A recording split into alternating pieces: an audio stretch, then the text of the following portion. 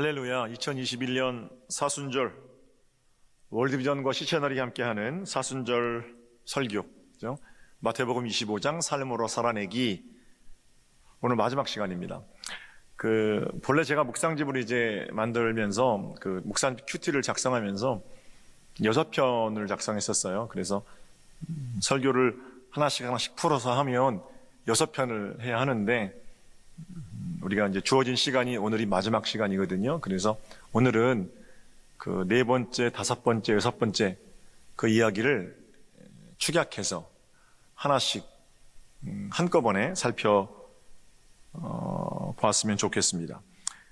본문은 마가복음 15장인데요. 15장 전체를 읽고 오늘 설교 본문 3가지 주제를 가지고 제가 말씀을 드릴 텐데 그 이야기들을 함께 나눠보겠습니다. 자, 첫 번째 이야기는 예수님께서 받으신 사형 판결, 또 그 이후에 걸으셨던 십자가의 길, 거기서 시작합니다. 새벽에 기습적으로 열린 산헤드린에서 예수님에 대한 사형 판결이 내려졌고요. 이제 사형이 집행되면 되는데 유대인들에게는 사람을 죽일 권한이 없었지요. 사형과 같은 중대한 형벌은 오직 로마 정부만이 내릴 수 있었습니다. 그래서 대제사장 일행은 당시 유대 지역을 다스리려고 파견되었던 빌라도 총독에게로 예수를 끌고 갑니다.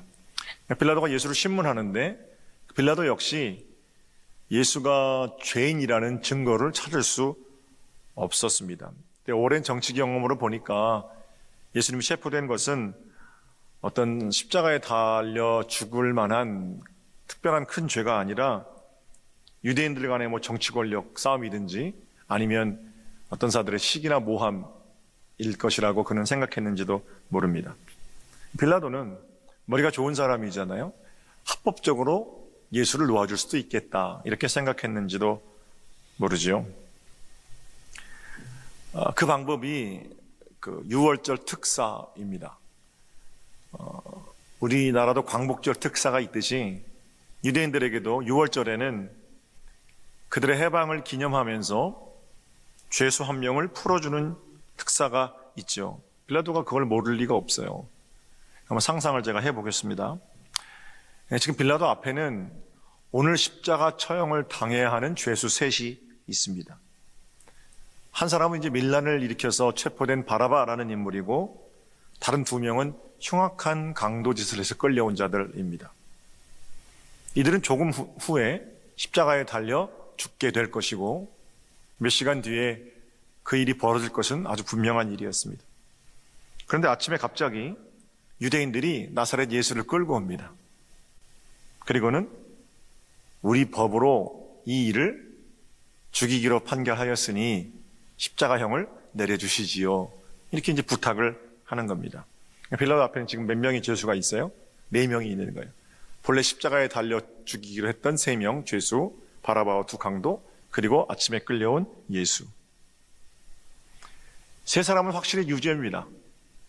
빌라도 입장에서는 예수는 죄가 없는 것 같아요. 그러면 군중들에게 6월절 특사로 누굴 풀어주기를 원하느냐 물었을 때 사람들은 당연히 예수를 풀어주자고 할 것이다 이렇게 생각했겠지요. 빌라도가 묻습니다. 내가 누구를 풀어주랴? 이 말 속에는 너희가 끌고 온 유대인의 왕이라고 하는 나사렛 예수, 그 일을 풀어주는 것이 좋지 않겠느냐? 이런 의도가 담겨 있죠. 그런데 군중들이 누굴 풀어주라고 그럽니까? 바라바를 풀어줘라. 바라바를 풀어줘라 소리칩니다. 빌라도가 귀를 의심하고 다시 묻지요. 그러니까 군중들이 더욱 큰 소리로 바라바를 풀어줘라 외치게 되는 겁니다. 예수를 십자가에 못 박아라. 함성이 거세졌어요. 그리고 빌라도는 어쩔 수 없이 나는 이가 흘리는 피와 나와 관계가 없다. 나로 손을 씻고 예수를 십자가에 내어주는 악역을 담당하게 되는 거죠. 자, 여러분, 그렇다면 그날 극적으로 예수 대신 살아난 인물, 누굽니까? 바라바입니다. 마태복음에는 바라바라는 이름의 예수 이렇게 기록되어 있습니다. 이름 뜻을 보면은요, 바는 이제 아들이잖아요. 그러니까 라바, 바라바, 아빠의 아들이라는 거예요. 아빠의 아들. 바라바 예수, 이걸 풀어내면 구원자 아버지의 아들, 뭐 이런 뜻이에요. 구원을 꿈꾸고 해방을 꿈꾸고 밀란을 일으켰던 인물입니다. 성서학자들은 바라바가 이스라엘 무장 독립 투쟁의 유명한 지도자였다라고 말합니다. 성경에는 물론 그에 대해서 자세한 기록은 없습니다만 그는 예수님 당시에 출연했던 10여 명에 걸출한 무장 봉기의 지도자 중에 한 사람이었을 겁니다. 예수와 다른 점이 있다면 그는 칼과 창으로, 힘으로 나라를 되찾으려고 했었다는 거겠죠. 오늘 본문에는 밀란을 일으킨 자 이렇게 기록되어 있고 누가복음에는 밀란과 살인으로 옥에 갇힌 자 이렇게 바라바를 소개하고 있습니다. 총칼을 들고 로마에 저항했던 바라바가 잡혔지요. 다른 정치범들처럼 십자가형이 결정되었고 몇 시간 뒤면 사람들 앞에서 십자가를 지고 죽어갈 겁니다. 그런데 그는 이제 마지막 십자가로 지고 죽어가려는 그 자리에서 극적인 반전을 경험하게 되죠. 풀려났습니다. 죽음의 문턱에서 살아났고요. 그로부터 몇 시간 뒤에 자신이 달려 있어야 할 그 자리에 나사렛 예수께서, 죄 없는 그분께서 달려 계셨지요. 바라바는 대신 죽으신 예수 그리스도 대속의 은혜의 첫 번째 수혜자였던 겁니다. 사랑하는 여러분, 여러분과 제가 죽어야 할 자리에 주님께서 돌아가셨습니다. 우리가 바라바입니다.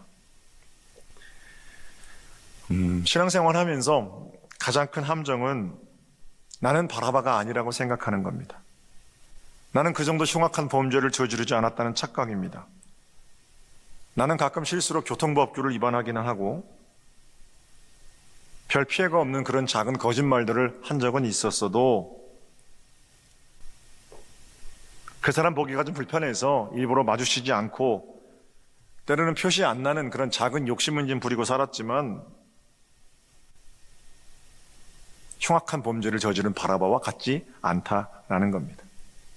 어떻습니까, 여러분?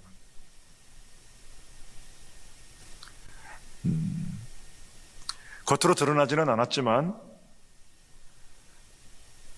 마음으로 미워하는 사람들을 죽인 적은 없으십니까?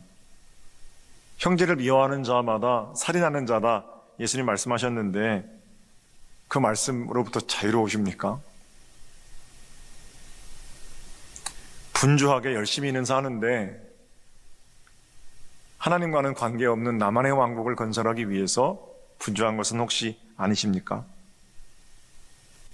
로마 정권을 끌어내리고 내 나라, 내 왕국을 세우겠다는 바라바와 우리가 무엇이 다릅니까? 교양으로, 웃음으로, 그렇게 좋은 포장지로 잘 감추고 참고 그렇게 살고 있지만 드러나기만 하면 부끄러워서 견딜 수 없는 추악함이 여러분과 제 안에 있지 않습니까? 때로는 좀 깨끗하게 살아보려고 애쓰고 노력하지만 여지없이 그 자리에서 저질렀던 죄에 대한 죄책감이 스멀스멀 기어 올라오는 것은 아닙니까? 도대체 이런 형편에서 우리가 무엇 하나라도 선한 일을 우리 힘으로 할 수 있겠습니까? 그러므로 사랑하는 여러분, 저와 여러분이 바라바입니다. 정말 중요한 것은 하나님이 아니면, 예수님이 아니면 내가 바라바입니다. 나는 아무것도 할 수 없습니다. 라고 자신을 인정하는 그 자리, 내가 죽어야 할 자리에서 예수께서 돌아가셨습니다. 나는 그 사실을 인정하고 받아들일 때 우리는 죄의 권세, 죄의 유혹, 죄책으로부터 자유로울 수 있다는 것입니다. 내가 바라바임을 인정하고 예수께서 내가 바라바로 살아온 죄값을 다 치르셨다는 것을 믿는 것으로부터 은혜의 삶은 비로소 시작됩니다. 바라바가 그 후에 어떤 삶을 살았는지 저는 잘 모릅니다. 그러나 그분의 은혜를, 대신 돌아가신 예수의 은혜를 기억하고 있었다면 바라바는 그 은혜 갚으면서 그렇게 살았을 겁니다. 우리도 은혜 가운데 사는 길은 예수께서 나를 위해 대신 돌아가셨다는 사실을 기억하는 동안 가능하겠지요. 거룩은 그렇게 나를 향한 대속의 은혜를 기억하며 사는 것, 거기로부터 시작되는 겁니다. 매튜 25, 이제 오늘 네 번째 미션인데, 네 번째 미션은 어제 입었던 옷 다시 입는 겁니다. 불편하죠. 이런 묵상 하시면 좋겠어요. 자격 없는 저와 여러분이 입고 사는 하나님의 자녀라는 옷, 예수 그리스도의 십자가 희생으로 내게 지어 입혀주신 깨끗한 옷이라는 거예요. 어제도 오늘도 내일도 우리는 그 은혜의 옷을 입고 살았고 살고 있고 살아갈 것입니다. 각종 얼룩으로 더럽혀진 옷들이 날마다 그리스도의 은혜로 깨끗해집니다. 날마다 새 마음으로 입는 의의 옷, 내가 입어야 할 죄수복 벗기시고 당신의 눈부신 하늘의 옷을 입혀주신 주님의 은혜를 기억하는 일, 그리고 그 옷 입고 이 땅에 굶주리고 헐벗은 자들을 찾아가서 그들의 옷이 되어주는 일, 다시 살리심을 받은 우리가 마땅히 감당해야 할 복된 일이겠지요. 여기까지가 네 번째 미션에 대한 이야기입니다. 자, 다음 얘기로 넘어가 볼까요? 다음 얘기는 구레네 사람 시몬의 이야기입니다. 마가복음 중간쯤에 이야기가 있어요. 십자가형이 결정되었고 주님은 채찍도 맞고 조롱도 당하시면서 험한 길을 오르셨습니다. 몇 번이고 넘어지시면서 그야말로 죽을 힘을 다해 자신의 마지막 사명을 완수하셨지요. 당하신 조롱, 고난 이런 걸 생각하면 슬프기도 하고 한편으로는 하나님 아버지 뭐 하시나? 아버지의 침묵이 야속하게 느껴지기도 합니다. 그렇지만 이내 슬픔이나 야속한 이런 감정들은 감사 또는 새로운 삶을 향한 결단 이런 걸로 바뀌게 되죠. 좀 전에 말씀드린 것처럼 나를 위해 오르신 복된 길, 은혜의 길임을 기억할 때 내가 살아있는 것도 목사 노릇하는 것도 구원받은 것도 그 처절하고 잔인한 모욕과 수치를 견뎌내 주신 주님이 계셨기에 가능한 일임을 다시 보게 하십니다. 이 십자가의 길에서 등장하는 인물이 있는데 바로 구레네 사람 시몬입니다. 시몬은 아들과 함께 유월절을 지키기 위해서 예루살렘에 왔습니다. 그리고 그들 부자는 우연히 십자가의 길을 오르시는 예수님을 보게 되지요. 아들의 눈을 가려야 할 정도로 참혹하고 잔인한 모습이었습니다. 도대체 저 사람은 무슨 죄를 지었길래 이토록 사람들의 미움을 받으며 죽어가는가? 이런 질문이 생겼습니다. 시몬은 사람들 가운데 섞여 있었습니다.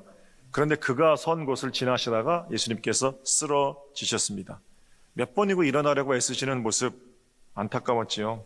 마침 그때 로마 군인이 시몬의 팔을 잡아 끕니다.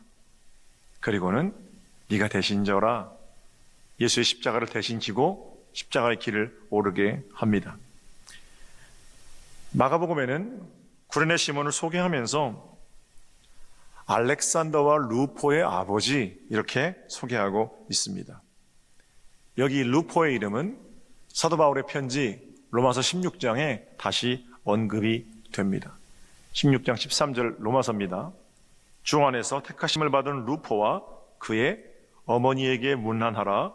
그의 어머니는 곧 내 어머니니라. 루포의 아버지는 구레네 사람 시몬이고 그의 아내였던 루포의 어머니는 사도 바울이 내 어머니다 라고 말할 정도로 신실한 신앙인이었죠. 예수님이 십자가를 지시고 난 후에 많은 시간이 지났을 때 쓰여진 편지입니다. 그때 아버지 손을 잡고 6월절에 예루살렘에 왔던 루포는 로마 교회의 훌륭한 지도자고 바울의 동역자가 되어 있었습니다. 아버지, 저 사람은 왜 저렇게 사람들이 미워하나요? 저 사람은 무슨 죄를 지었길래 저렇게 죽어가야만 하나요? 아들의 이 질문에 대해서 구레네 사람 시몬은 삶으로 대답한 겁니다. 저분은 우리의 죄 때문에 돌아가신 걸 한다. 사랑하는 여러분, 구레네 사람 시몬이 어떤 삶을 살았는지는 상상력으로 말씀드린 거지만 분명한 은혜를 기억하는 삶을 살았기에 그의 아내도 그의 아들도 훌륭한 교회 지도자들이 되어 있었겠지요. 아름다운 유산, 우리의 자녀뿐만 아니라 우리 다음 세대에게 물려줄 수 있는 길이 있습니다. 날마다 나를 위해 돌아가신 예수 그리스도의 십자가의 사랑과 희생을 기억하는 겁니다. 그리고 그 희생을 기억하는 가운데 우리는 또 다른 구레네 시몬이 되어서 남겨진 사람들에게 예수 그리스도의 사랑, 복된 것으로 전할 수 있는 겁니다. 예수의 희생을 기억하며 살았던 시몬과 그 아내의 삶은 어린 루포에게 가장 귀한 믿음의 유산이 되었다는 겁니다. 이게 다섯 번째 이야기이고요. 매튜 25 다섯 번째 날 미션은 어려운 이웃들에게 편지하고 안부를 묻는 겁니다. 요즘같이 코로나로 만나지 못하는 시간에는 문자하고 또 전화하고 이런 일들로 많은 위로가 되겠죠.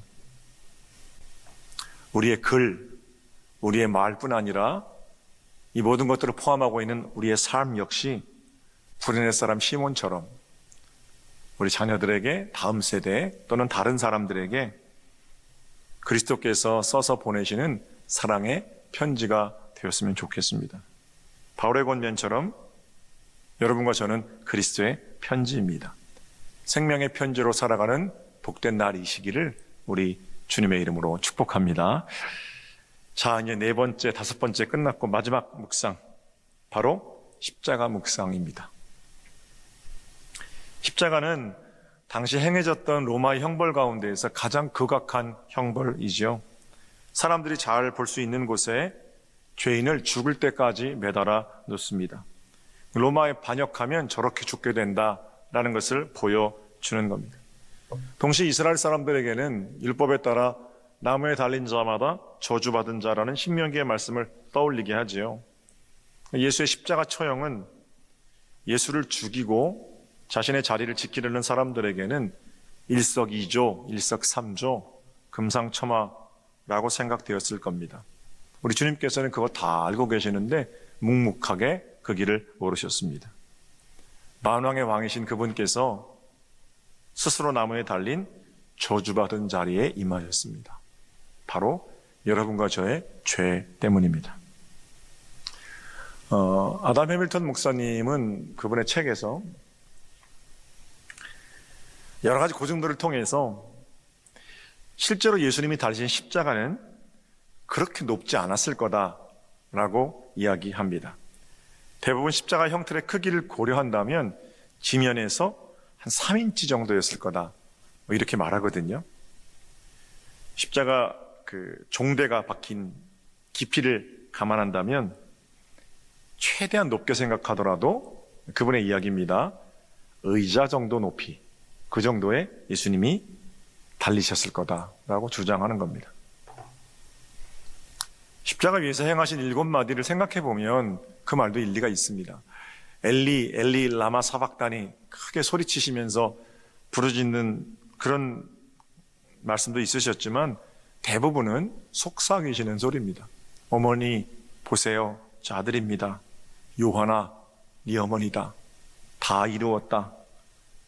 네가 오늘 나와 함께 낙원에 있을 거다. 내 영혼을 아버지 손에 부탁드립니다. 목마르다. 주님, 저들을 용서해 주세요. 이런 소리들은 멀리서 소리 지르듯이 외치는 그런 소리는 아니잖아요. 가까운 거리에서 예수님이 속삭이시는 그 소리들을 알아들었고, 그걸 알아들은 사람들이 저마다 자신의 복음서에 예수님의 이야기를 전하고 있죠. 그리고 그런 것들이 모아져서 가상칠언이 된 거잖아요. 그러니까 십자가는 우리가 생각하는 것보다 훨씬 더 가까운 자리에서 예수님이 매달리셨을 거다라는 통찰입니다. 여러분, 왜 이런 말씀을 드리냐면 십자가는 가까운 곳에 있다라는 겁니다. 우리가 생각하는 것보다 훨씬 더 가까운 자리에 있습니다. 동시에 이 말은 날마다 그리스도인이라면 십자가 가까이 서야 한다라는 겁니다. 십자가로 가까이 서지 않으면 우리는 거듭난 백성으로서 하나님의 자녀로서의 품위를 지켜갈 수가 없습니다. 십자가 위에 예수님의 사랑 또는 예수님의 어떤 말씀들이 저 하늘 위에 동화 속에 있는 옛날 이야기라면 그때부터는 믿음의 사람들의 능력도 없어지게 되는 거죠. 아주 가까운 거리에 있는 십자가, 그리고 아주 가까이서 내게 말씀하시는 그분의 사랑과 은혜, 구속을 입은 자들이 하나님의 자녀로 지켜가야 할 복된 자리라고 나는 생각합니다. 우리를 구원하신 주님께서 우리에게 원하시는 것이 있지요. 구원받은 자답게 사는 것입니다. 하늘과 우리 사이에 생명의 다리가 되어주신 주님은 우리 또한 주님과 세상 사이의 다리가 되길 원하십니다. 구원은 거기까지가 구원이라고 저는 생각합니다. 자, 우리 주님의 고난을 기억하면서 지난 4시간 동안 여러 가지 미션들을 함께 생각해 봤죠. 오늘은 그런 일들을 떠올리면서 겸손하게 부활하신 주님을 기다리는 날인데, 저는 이제 지난 4일간의 또는 5가지의 미션들이 그저 일주일만 행하는 순간적인 이벤트가 되지 않기를 기도합니다. 가난한 자들을 위한 그런 삶이 거룩한 습관으로 정착되어지고 마침내 그게 내 거룩한 성품이 되고 거룩한 인격이 되는 것, 그게 우리 주님께서 원하시는 삶이겠죠. 정기적으로 이제 아이들을 후원하는 일, 그 일은 그저 불쌍한 마음에 전화 한번 하는 일보다는 훨씬 더 복된 일일 겁니다. 또 정기적으로 아이를 후원하는 일 이면에 내 삶이 그렇게 가난한 자들을 돕기 위해서 꼴지워질 때는 비로소 예수님 닮은 복된 삶이라 말할 수 있을 겁니다. 더 성숙한 삶의 지경, 주님께서 원하시는 세상과 주님 사이의 생명의 다리, 우리의 모든 삶을 동원해서 그리로 살 수만 있다면 예수님 얼마나 행복해 하실까라는 생각을 또 해보게 됩니다. 생명까지 내어주신 예수 그리스도를 기억하며 여러분의 남은 삶이 매일매일 마태복음 25장 예수님 닮은 복된 삶이 되시기를 우리 주님의 이름으로 축복합니다. 여러분 사랑하고 축복합니다.